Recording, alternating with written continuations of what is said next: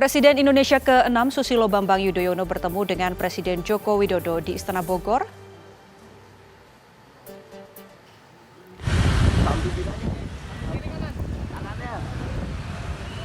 Pertemuan Presiden Joko Widodo bersama Susilo Bambang Yudhoyono digelar secara tertutup di Istana Bogor. SBY terlihat masuk ke dalam kompleks Istana Bogor melalui gerbang samping Gereja Zebaot. 1 jam kemudian, sosok Susilo Bambang Yudhoyono nampak keluar dari istana dengan didampingi oleh Presiden Jokowi. Hingga kini belum diketahui apa agenda yang dibahas dalam pertemuan antara Presiden Jokowi dan SBY yang merupakan Ketua Majelis Tinggi Partai Demokrat. Penjelasan resmi mengenai hal tersebut pun belum disampaikan baik dari pihak istana maupun Partai Demokrat.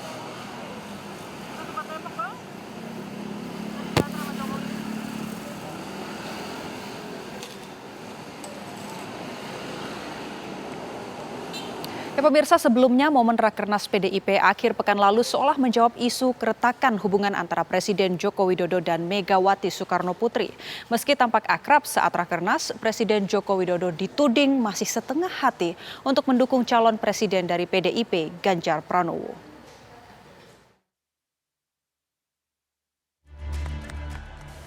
Kehadiran Presiden Joko Widodo di Rakernas PDI Perjuangan akhir pekan lalu seolah menjawab isu retaknya hubungan Presiden dengan Ketua Umum PDI Perjuangan Megawati Soekarno Putri.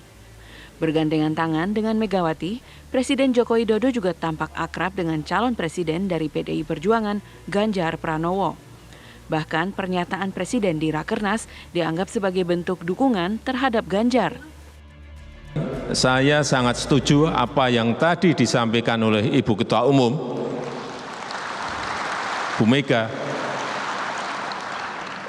Semuanya setuju. Dan lebih setuju lagi apa yang disampaikan calon presiden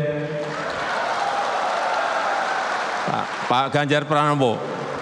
Tadi saya bisik-bisik ke beliau, Pak, nanti habis dilantik, besoknya langsung masuk ke daulatan pangan.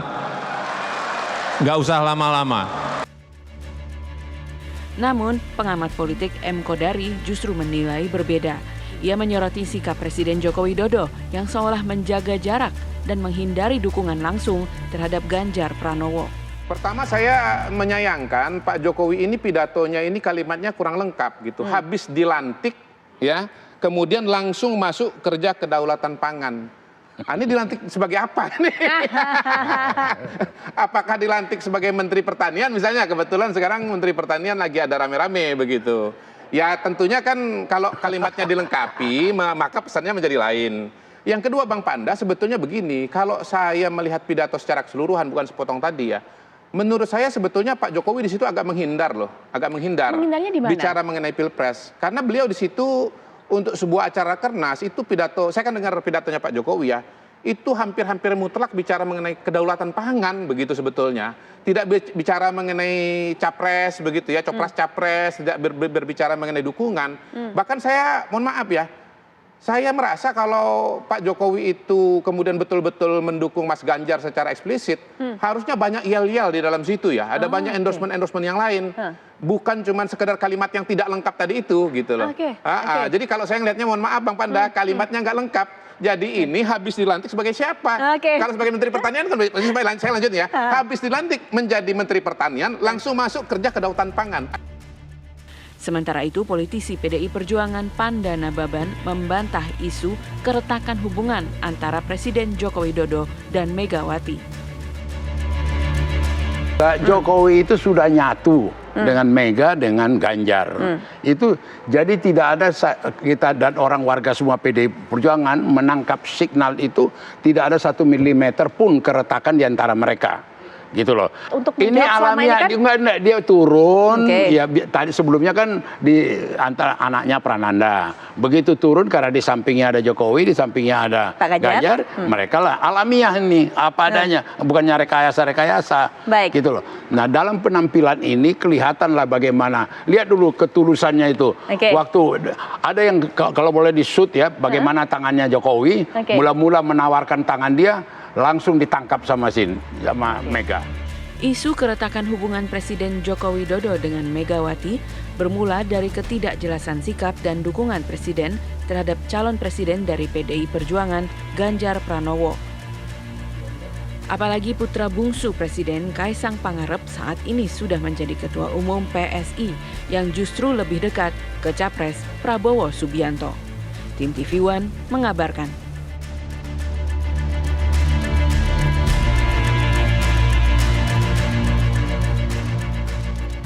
Joko Widodo diusulkan sebagai Ketua Umum PDI Perjuangan berikutnya menggantikan Megawati Soekarno Putri. Ketua DPC PDI Perjuangan Solo FX Rudiatmo menyatakan Jokowi terbukti berhasil memimpin Indonesia selama 2 periode sehingga pasti bisa memimpin partai dengan baik. Wacana menjadikan Joko Widodo sebagai Ketua Umum PDI Perjuangan menggantikan Megawati Soekarno Putri mendadak mengemuka di tengah memanasnya suhu politik tanah air jelang Pilpres 2024. Ketua DPC PDI Perjuangan Solo, Jawa Tengah, FX Rudiatmo menyatakan setuju bila Jokowi maju sebagai Ketua Umum Partai Banteng Moncong Putih berikutnya. Mantan wali kota Solo itu yakin Jokowi bisa memimpin partai dengan baik karena dinilai terbukti berhasil memimpin Indonesia selama 2 periode. Pak Jokowi diusulkan untuk menjadi Ketua Umum PDI Perjuangan kan? Iya. Ya ora masalah toh, berarti aku ya mohon maaf. Aku ya katut untuk kesinggung-singgung karena dulu bareng Rudi kan ngono. Kan gitu. Memanage 270 juta lebih. Itu aja merdeka nyaman kok. Nah, PDI Perjuangan hanya 140 juta gitu aja. Kan ya lebih nyaman loh. Nah, tapi semua keputusan itu ada di Kongres. Gitu loh. Meski demikian, Rudi menyatakan pergantian ketua umum diputuskan dalam Kongres. Saat ini PDI Perjuangan fokus untuk memenangkan gelaran Pilpres dan pemilu legislatif. Dari Solo, Jawa Tengah, Effendi Rois, TV One mengabarkan.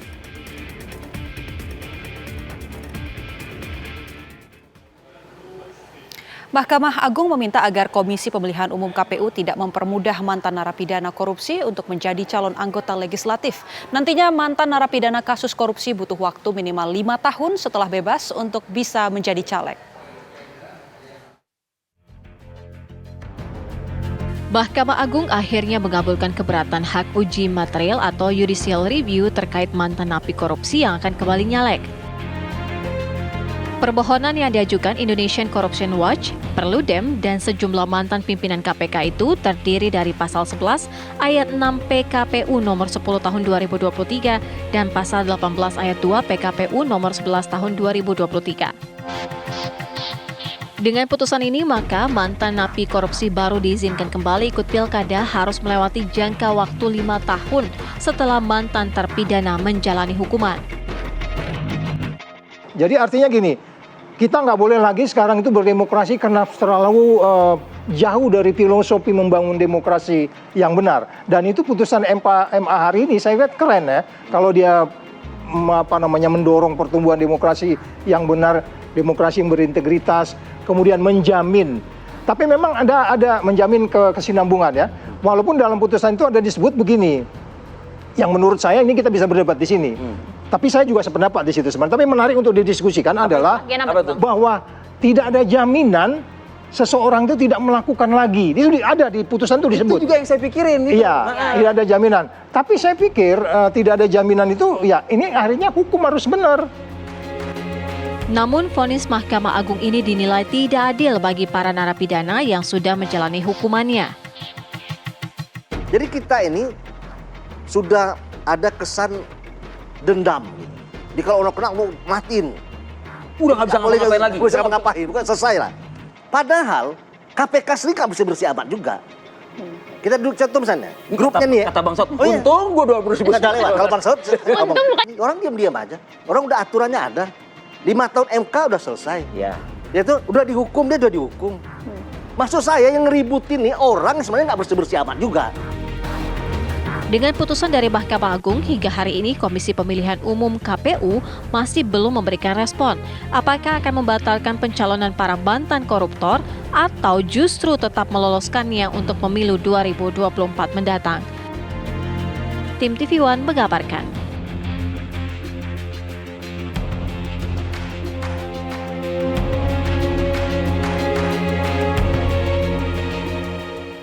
Lalu siapa saja mantan narapidana korupsi yang menjadi caleg? Berikut nama-namanya.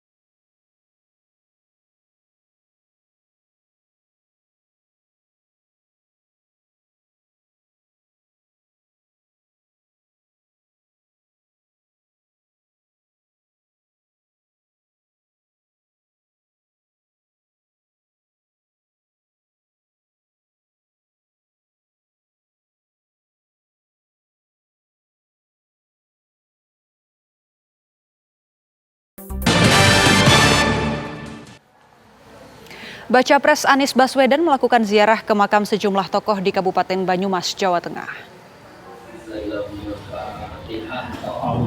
Agenda pertama Anies di Kabupaten Banyumas adalah ziarah ke makam Joko Kahiman yang merupakan Bupati pertama Banyumas. Anies sempat menggelar doa di pusara Sang Adipati. Usai berziarah, Anies sempat menyapa warga sekitar kompleks makam di Desa Dauhan, Kecamatan Banyumas. Usai ziarah, Anies mengunjungi komunitas budayawan di Kecamatan Kebasen. Di lokasi ini Anies berdialog dengan anggota komunitas. Dan nanti kata Anies ada bisa menata ekonomi. Bakal calon Presiden Ganjar Pranowo menghadiri peringatan HUT ke-25 Paguyuban Sosial Warga Tionghoa Indonesia. Ganjar Pranowo langsung disambut oleh Ketua Umum PSMTI Pusat, Willianto Tanta. Dalam sambutannya, Ganjar menyampaikan ucapan selamat ulang tahun kepada PSMTI yang ke-25. Ganjar juga mengapresiasi apa yang sudah dilakukan oleh PSMTI kepada masyarakat Indonesia. Mulai dari saling bergandengan tangan untuk memberikan sebuah kontribusi kebaikan dan tetap berpegang teguh kepada Pancasila dan Bhinneka Tunggal Ika. Dan pemberdayaan kaum wanita.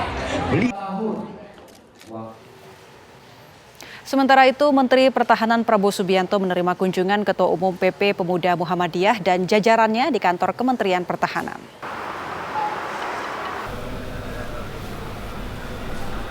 Prabowo langsung menyambut kedatangan Ketum PP Pemuda Muhammadiyah, Zulfikar Ahmad yang didampingi oleh Bendahara Umum Mahendra Setio Atmaja dan juga Ketua Bidang Organisasi Infa Wilindaya. Dalam pertemuan itu dibahas seputar kepemudaan, isu kedaulatan negara, ekonomi hingga sejarah perjalanan PP Muhammadiyah. Ketua Umum PP Muhammadiyah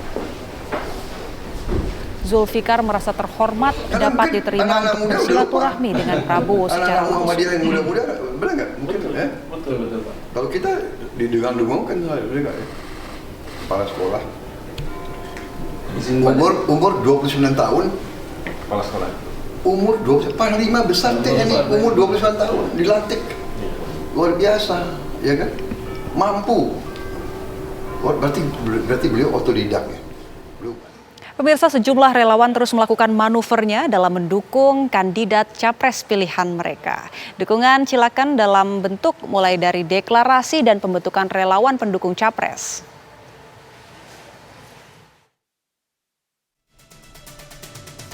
Ratusan relawan purnawirawan TNI, warga hingga pemuda luar negeri membentuk pergerakan relawan Barisan 8 Center demi mensukseskan Prabowo dalam Pilpres 2024 mendatang. Para tokoh dan warga ini menggelar deklarasi sekaligus melakukan pelantikan pengurus wilayah pemenangan Capres Prabowo Subianto di kawasan Gunung Putri, Kabupaten Bogor, Jawa Barat. Mereka merupakan para mantan relawan Jokowi tahun 2014 silam yang kini mengalihkan fokus membantu Prabowo dalam Pilpres 2024 mendatang.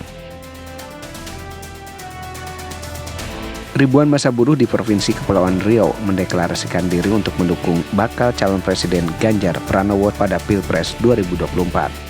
Deklarasi para buruh ini digelar di Asrama Haji Kota Batam, Kepulauan Riau.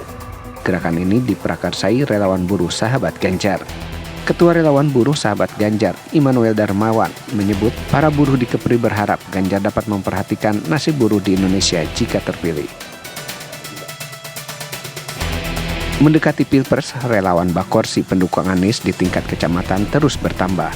Seperti di Kecamatan Gatak, Sukoharjo ini yang baru resmi dikukuhkan. Badan Koordinasi Saksi mengukuhkan sejumlah relawan Anies Baswedan yang bersedia menjadi saksi dalam Pilpres 2024. Dalam rentang waktu hampir 3 bulan, di tingkat nasional sudah ada 16 provinsi yang dikukuhkan.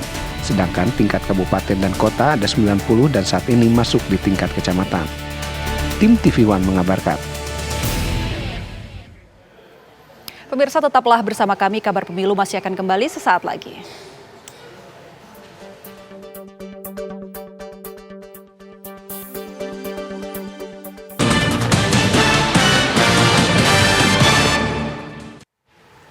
Kembali di Kabar Pemilu, pemirsa, anak bakal calon Presiden Ganjar Pranowo, Muhammad Zidan Alam Ganjar, ikut dalam kegiatan penggalangan donasi yang digelar melalui pertandingan futsal.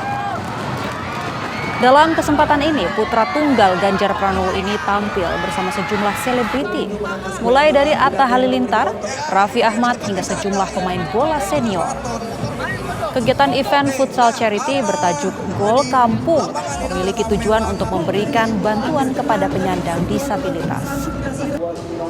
Inisiator THR Group, Tariq Halilintar, menjelaskan pihaknya sengaja mengemas acara charity melalui pertandingan futsal dalam rangka meningkatkan gairah sepak bola Indonesia.